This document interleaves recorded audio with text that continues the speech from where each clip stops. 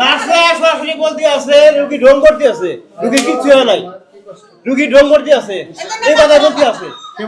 Nurse বলতে আছে, নার্সের কাছে গেলে দিতে হবে না, আমাদের যতটুকু করা করছি এর বিষয়টা পারবো না। হ্যাঁ, এমবিবিএস ডাক্তার কোনো খবরই নাই, কে বড় কোনো ডাক্তার নাই, কেউ দেখাও নাই। একটা স্যালাইনের উপর আছে, ডেকের উপর আছে, এই রুগীটা হাসপাতাল মারা যায়, দায়বার ডাকা হবো। ইমার্জেন্সিতে যদি এমবিবিএস না থাকে তো আমরা কার কাছ থেকে কোথায় গিয়ে সেবা নেব? একটার দিকে গাজীপুর সদর হসপিটালে আসছি, একটার দিকে এসে আমার বোনকে আমি হসপিটালে ভর্তি করানোর পর আমি ইমার্জেন্সিতে গেছি, ওখানে কোনো খোঁজ পাইনি। ইভেন কি এখানে আসছি, আসার পরে কোনো ডাক্তার বা কেউ আমাদের সাথে এখন পর্যন্ত কোনো দেখা সাক্ষাৎ হয়ই নাই। এবং ইভেন কি অনেকবার ফোন দিছি, শুধু বলতেছি আসতেছি, একবার কোনো খোঁজই পাওয়া যায় নাই। একটা থেকে আমরা আসছি, একটা থেকে 9টা পর্যন্ত এখন কোনো ডাক্তার আসে নাই আমাদের সাথে দেখা সাক্ষাৎ করতে। তো কি সিরিয়াস অবস্থা, ভর্তি আমি করাইছি। না এমবিবিএস কোনো ডাক্তার ছিল না। একটা সময় আসছে, আসার পরে ডেকের উপর আছে, কিন্তু কোনো ডাক্তার নাই, বড় কোনো ডাক্তার নাই, কেউ দেখাও নাই। একটা স্যালাইনের উপর আছে, ডেকের উপর আছে, এই রুগীটা হাসপাতাল মারা যায়, দায়বার ডাকা হবো। ওয়ালটন আবারও মিলিনিয়ার অফারে ওয়ালটন ফ্রিজ কিনে আপনিও হয়ে যেতে পারেন মিলিয়নিয়ার। মিলিনিয়ার ছড়াছড়ি দেশ জুড়ে, এটা শুধু ওয়ালটেনই পারে।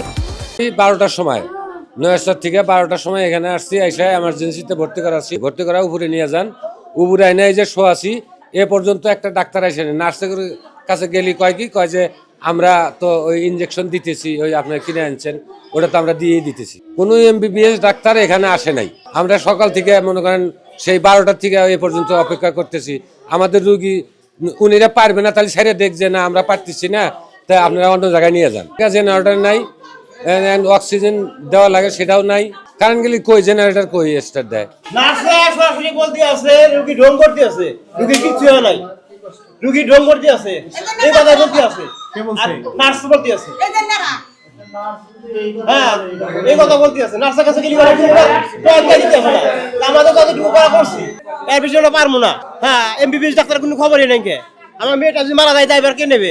কারেন্ট গেছে দিবে নাই, কে অক্সিজেন দেওয়া লাগে, অক্সিজেন দেওয়ার কোনো ব্যবস্থা নাই, কে মেয়ে আবার কি দম পাড়তে আছে। ইমার্জেন্সিতে যদি এমবিবিএস না থাকে তো আমরা কার কাছ থেকে কোথায় গিয়ে সেবা নেব? ওখানে আমি যখন ভর্তি করছি ওখানে তো এমবিবিএস নাই, কে ইভেন কি ইমার্জেন্সিতে কোনো এমবিবিএস নাই। যদি এমবিবিএসই না থাকে তো আমরা কোথায় যাব? কে সেবা দিবে? মানে কার কাছে সেবা নিব? একটা সরকারি হসপিটালে যদি এমবিবিএস না থাকে তাহলে এমবিবিএস দিয়ে আমাদের হসপিটাল চলবে কিভাবে? না, কারেন্ট গেলে ফ্যান ঘরে না।